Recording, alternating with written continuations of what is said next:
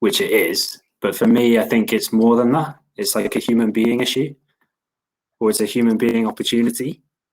So I think it's how we reframe that. And I think that's what's really exciting about community. It's focused on people, it's focused on communities, it's focused on driving real change, which is people-led. So I see that's how that emerges together. So it goes hand in hand.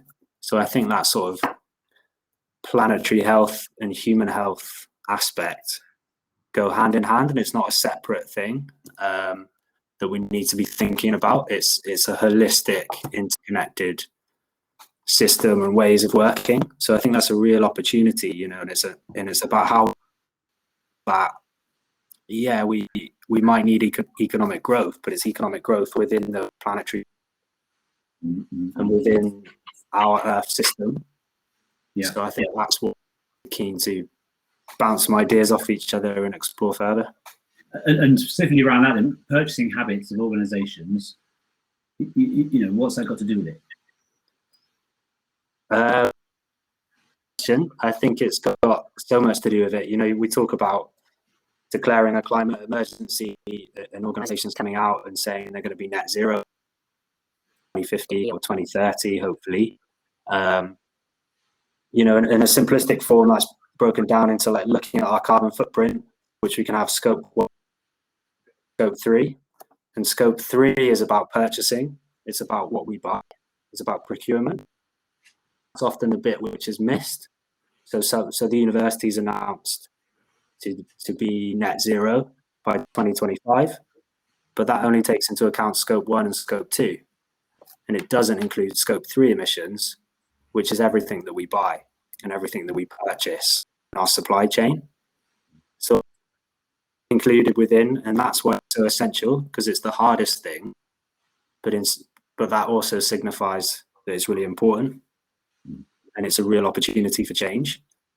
I think we need to include that in our conversations, and that's why procurement and purchasing and looking beyond just measuring our energy use, which is really important, but we also need to dig deeper and explore further. So I think that's why it's really important to be having these conversations and exploring how can we do that locally in a way which empowers and provides those opportunities locally as well, whilst also taking action on climate change. Brilliant. Thank you, Chris. Very well talked through.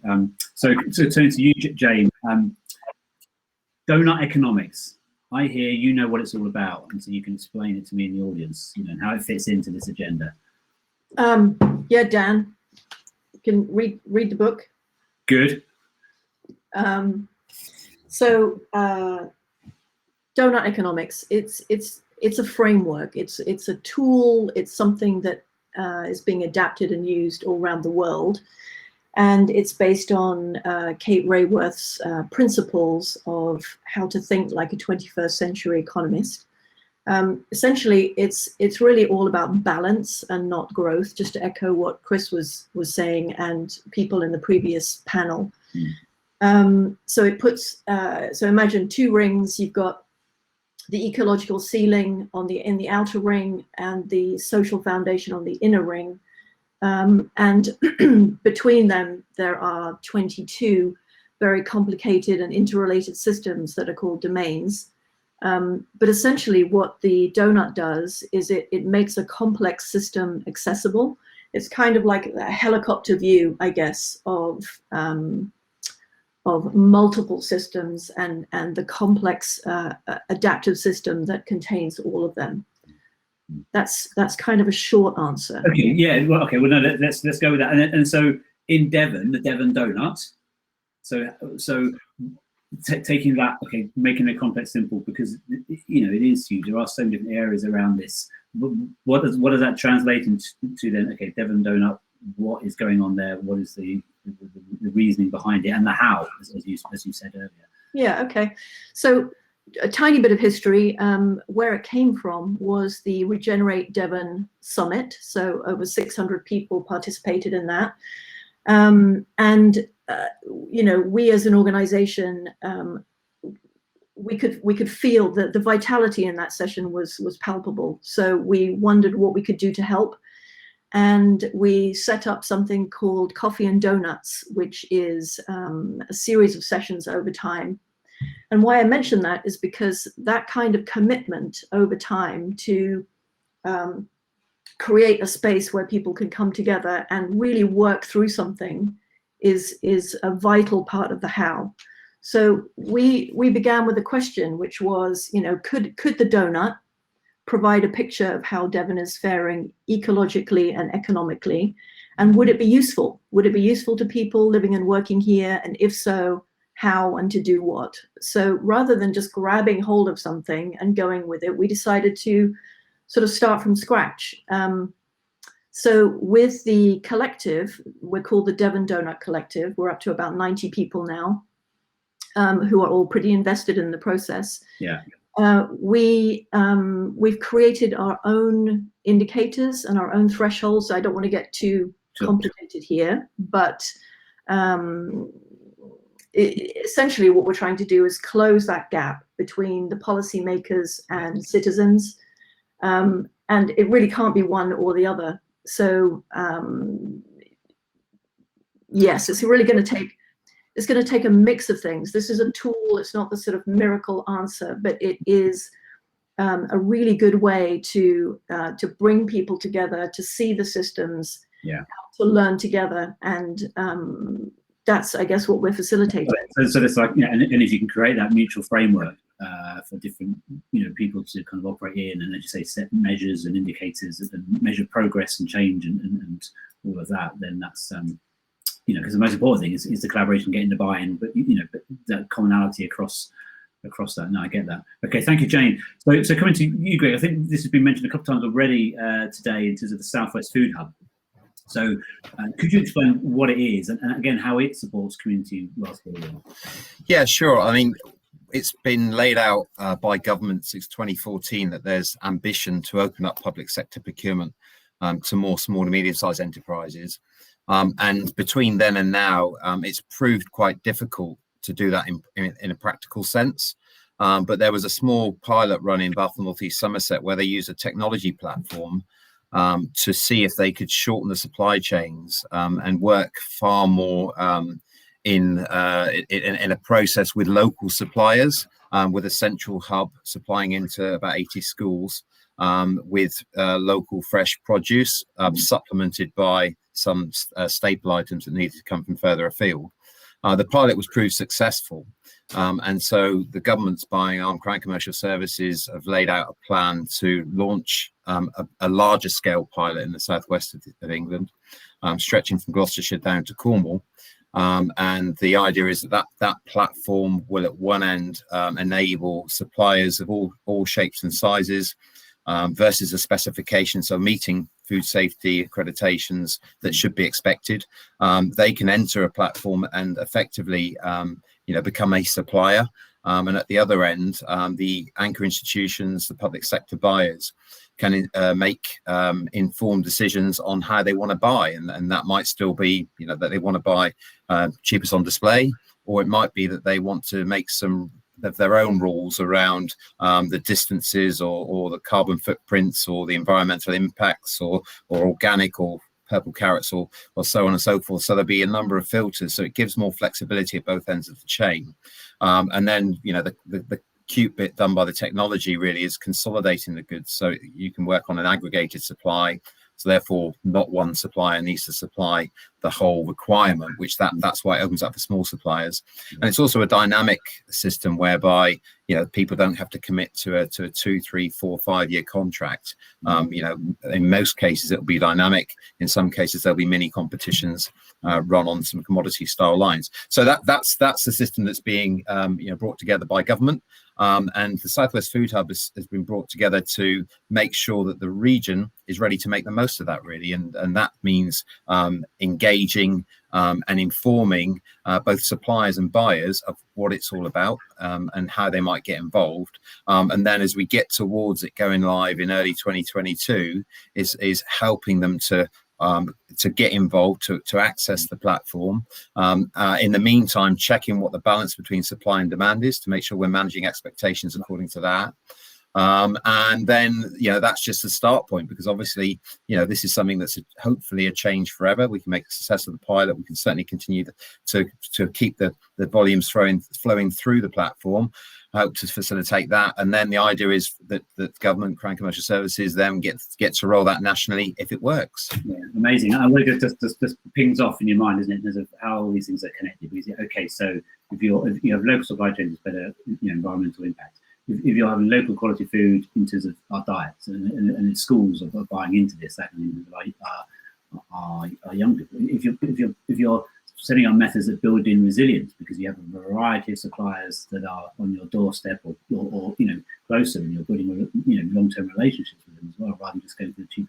You can see how it just sort of pings off in so many ways. Jane, you talk about that interconnected piece, I suppose, which is the very nature of this. It's so huge, but you need those how things, which technology is part of that, but other things as well, to actually deliver the change, to measure, so we can learn from. And are we? I'm going to come to you, Chris. This kind of learning sort of phase around this, and actually adopting things, Supply Devon, Southwest Food Hub, other things. Are we in that phase now in terms of? And then has the pandemic accelerated that in terms of taking action and actually practical solutions? So I think it's an amazing time to be in. I think we have to acknowledge where we are in time, and I think the time for change is now. The project I'm in Low Carbon Devon can do that. It can offer some focused support for Devon enterprises. So really keen to chat further with people, but we also need to recognise, I think, something that I've been exploring recently is, Jane mentioned this book called The Good Ancestor. Good answer. Who's it by? It's called How to Think Long Term in a Short Term World. It's by Roman Krisnikruk. I don't know how you pronounce his surname. We've got to find that now. Put it in chat. The race is on. Go. It's thinking about how can we take action now, intergenerational, and it's cathedral thinking or long-term thinking. So thinking for the long term.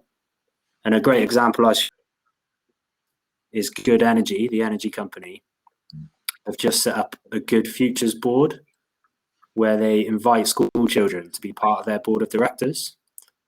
So what would all of our SMEs in Devon or our public and private sector organisations look like if they had school children or teenagers as part of their board of directors? So it's doing things like that and experimenting. So for me, yes, it's action, but it's that thoughtful action, which is not just about today, but it's about tomorrow and the future as well. Yeah, and that mindset we need to shift. Thank you, Chris. So there's a question, Jane, for you from Callum in the chat. What would new measures of doughnut development look like? We need to move away from GDP numbers in the Southwest, since it only measures total output growth without any other values, environmental and social effects taken into consideration. That was in chat 8 minutes ago. You scroll back up, but okay, you totally broke up. I couldn't really hear the question. So can you hear me now? Yeah. So there's a question from Callum 8 minutes ago about what would new measures of doughnut development look like? Don't we need to move away from GDP measures in the Southwest, since it only measures total output growth without any other values, i.e. environmental, social effects taken into consideration? Yes, totally. So what could it look like? So the way that we have structured the Devon doughnut is in the ring of the doughnut, we're labeling it space for revitalization. So we want the Devon doughnut to be not just a baseline, not just something that shows where we're failing, but actually where are we moving towards, and for the community and citizens to have a role in measuring that change. So I guess as we're developing our indicators, the way we're doing it is to weave in references to, again, this is getting a little technical. Do it. references to multiple domains that if you read it together like a narrative, it gives a sense of where we want to be. So I guess, you know, the ideal is for the Devon Doughnut to slowly over time shift what's red to be green, and for everybody to be able to see that together, so that we can see the interdependencies between all the domains and how it's shifting. Yeah, it was a bit of a waffly answer. No, that's really good. Thank you. I'm just going to turn to the chat, and some really interesting points coming in, and also a fun fact from Tony Greenham, who's one of the key people behind the Southwest Mutual Bank, which is a new initiative which is gathering pace. So yeah, the authors of the 2 books are partners. So there we go. You heard it here first. And moving on. So Matt Exley of Tech Nation, talking about, you know, the kind of how COVID has made us just realise what an incredible part of the world we kind of live in, really, in terms of, you know, the Southwest has an opportunity to, you know, to lead, you know, not just follow the path, actually lead and crack on with some of this. Will UK government support that ambition over and above other regions? That's a big question. You know, and no politicians on this panel to sort of put on the spot. Then Jay talking about education, Schumacher College, Darton, training people in the theories and practices that empower change makers in the areas of regenerative economics and agriculture and ecological design. What is the role of universities and colleges as anchor institutions to deliver the education needed in these times, as well as being responsible economic actors? So, well, that's another huge area, but also, yeah, I think it's of paramount importance. And Chris, with your Plymouth hat on, please jump in there. Thank you. Yeah, that's a great question. Are you still there? Yeah, we can still. Yeah. Cool. Yeah, I think something we're doing through the Low Carbon Devon project is internship program, which is placing current students and graduates within Devon. But alongside that, we're running a regenerative leadership program, which is looking at what it means to be a good leader and trying to upskill our students and graduates to be future ready leaders in today's world. So yeah, that's what's really exciting me right now, is being part of that project and leading on that leadership element. But I think that needs to be something that's built into not just universities but teenagers through school, around that notion of Jay mentioned about contributive economy in terms of the big view, but also as human beings, how can we all be regenerative leaders? You know. Yeah. So yeah, I totally agree. Great point. Thanks, Jay. Thank you, Chris. Greg, one of the this is, you know, that project now, the Southwest Food Hub, in terms of, because again, there's so many different facets to this. Is there a mechanism for taking learnings from that and applying it elsewhere? Is that already being thought about, or is it kind of too early?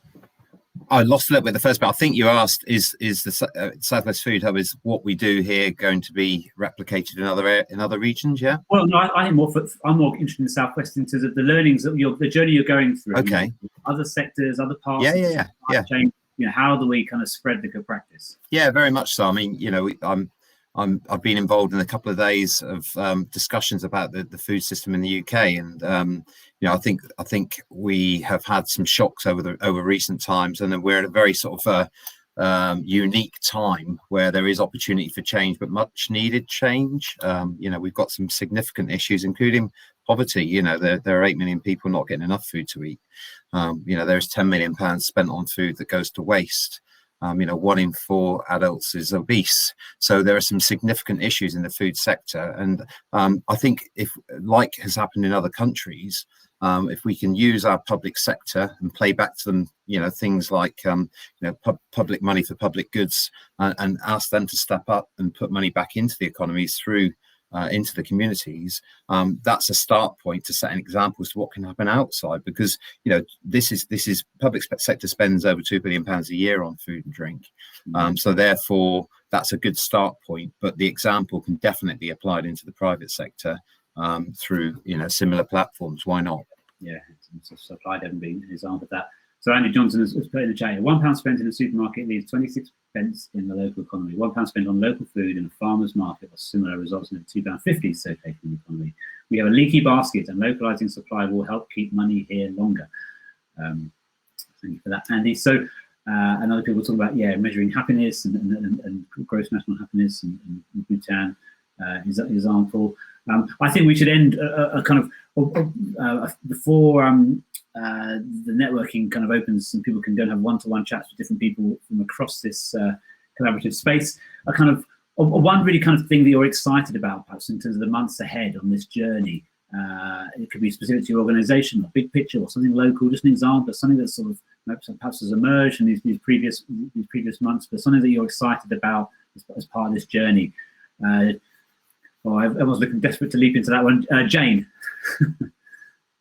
Well, one thing I'm very excited about and optimistic about is a proposal that we have put into Devon County Council for the Community Renewal Fund as part of a batch of projects. And the idea that the Doughnut and the process that we've developed can slot in and be part of this bigger process that maybe starts to pull the policymakers and the citizens closer together. I'm super excited about that. Brilliant. Thank you, Jane. Chris.